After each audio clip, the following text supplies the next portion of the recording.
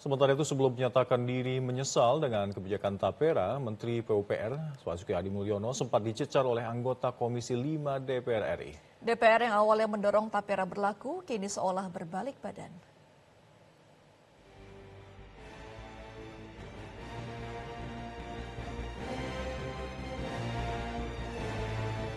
Sikap DPR terhadap kebijakan Tapera bisa dengan cepat berubah 180 derajat. Di awal DPR sangat mendukung Tapera, tapi dengan gelombang protes dari buruh dan pengusaha, DPR mulai menunjukkan gelagat untuk balik badan. Dalam rapat dengar pendapat yang berlangsung di DPR kemarin, Menteri PUPR Basuki Hadi Mulyono sempat dicecar oleh anggota Komisi 5 dalam rapat dengar pendapat yang berlangsung kemarin.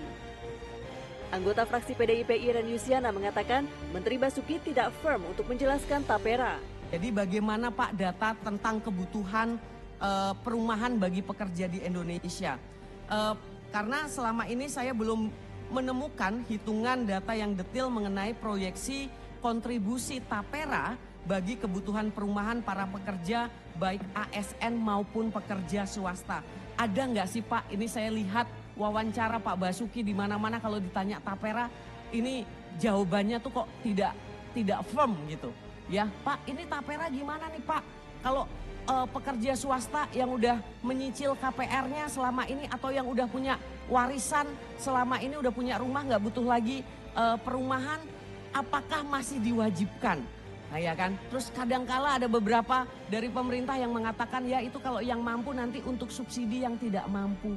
Mohon maaf Pak, subsidi itu kewajibannya negara, bukan sesama warga negara memberi subsidi.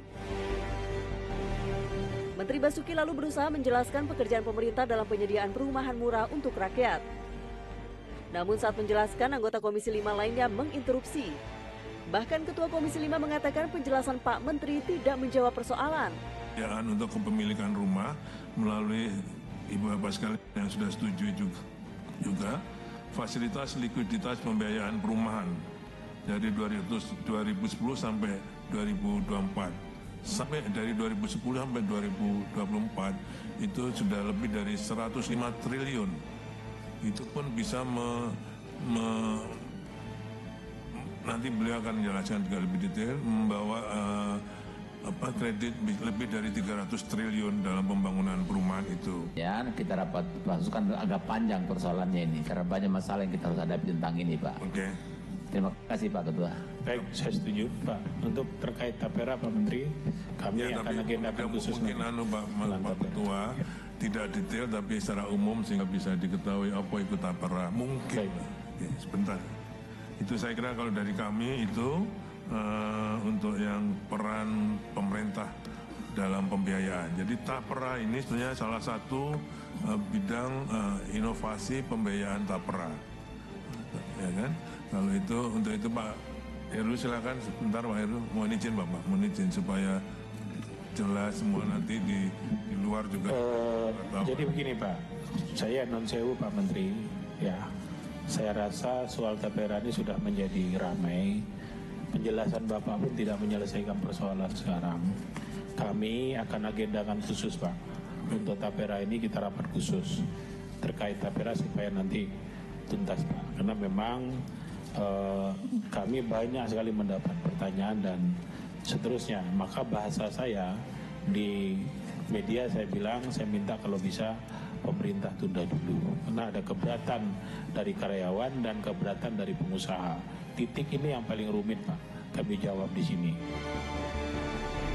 Undang-Undang Tapera yang lahir tahun 2016 sebenarnya adalah produk legislasi yang menjadi inisiatif DPR. RUU ini sudah berlangsung sejak tahun 2009 atau pada masa pemerintahan Susilo Bambang Yudhoyono. Namun hingga akhir tahun 2014, SBY dan DPR tidak sepaham soal RUU Tapera.